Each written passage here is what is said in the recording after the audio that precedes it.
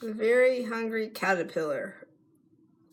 So I was thinking back to this class I took, and it was, I think it was after Austin was born, and the instructor, his name was Roger Smith. He was amazing, so good, and every single word he read out, it was like he was speaking from a different dimension. Like he was speaking with all of his soul. You know, like if you go to a concert and you watch like Pat Monahan from the band Train sing, like he's singing with every ounce of his body, like every ounce of his being, like every ounce of his soul. He just, you know, just pushes the amazing music out, and you just can't help but feel so moved, and you feel how he feels the music. That's how Roger Smith read the words of our weekend.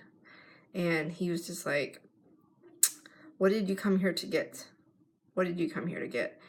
And I wanted connectedness. I wanted to experience connectedness. And there was one point where he read the story. So it was our last day, and he was talking about how a butterfly transforms, a caterpillar transforms into a butterfly. He would say what would happen is each cell of the caterpillar would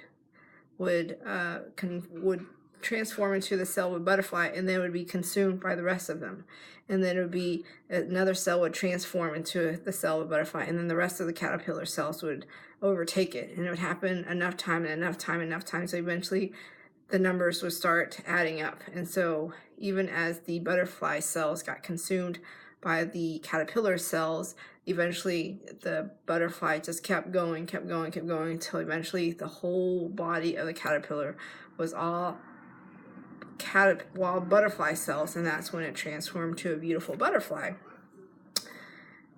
And I was thinking, this is so much like us attempting to live our fully actualized self. Like if you watched my video yesterday, I talked about how would you be, like what would your fully actualized self be doing, you know, if you asked that question.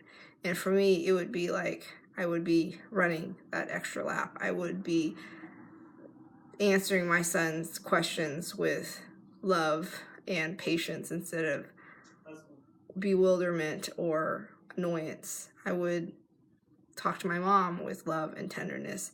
I would look into the eye of a stranger at Target and Natural Grocers with compassion and love and just appreciation and gratitude, versus I'm in a hurry or criticizing how they're doing the stuff or how fast they are or something like that. Like, you would just come from a really different place, you know. And so my challenge to you is ask yourself that question.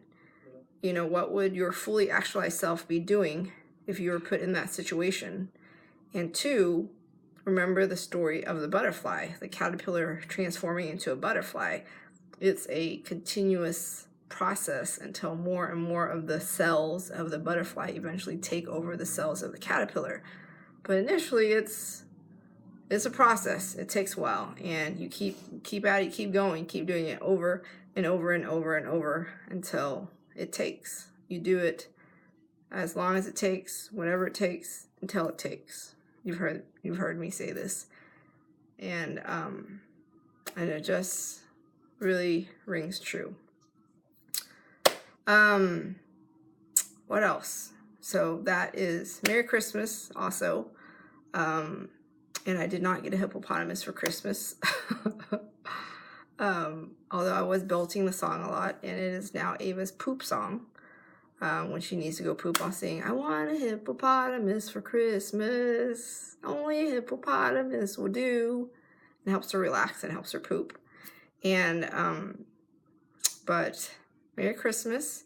And this New Year is coming, and we all have these resolutions, and we have these, I'm going to do this. I'm going to stop eating sweets. I'm going to lose my gut. I'm going to exercise more. I'm going to drink more water and all that stuff. But, you know, the thing that really transformed my life in a earth-shattering, huge, monumental shift was hiring a life coach.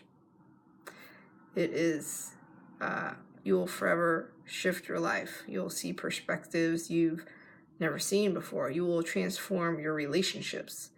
I take feedback from my husband differently. I speak to my mom differently. I view my life differently. I'm working towards building the life that I would like to live. And it's no longer from a place of victimization or an effective life. It's very much about, okay, if I would like to do this, if I desire to do this, how am I going to do it? And what steps do I need to take to do it? And I realize it's writing that book, is continuously having calls with my clients. It's about stepping into the role of the butterfly, into my fully actualized self, and bringing the energy and speaking to you in a different way, a different posture.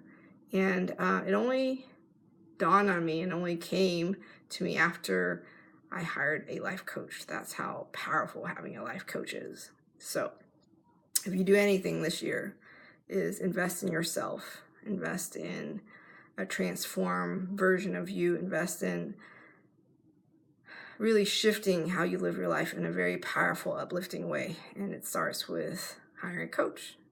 And if you don't already know, I'm a life coach. I have a practice called Soul Elevated Life. It's my coaching practice. And reach out to me if you'd like to hire me, and we can work together for you to live a truly meaningful, uplifted, powerful life. Or hire any coach, any life coach that resonates with you, that you know will really help you live a powerful, meaningful, deeply fulfilling life. And that's the best thing you can do for yourself.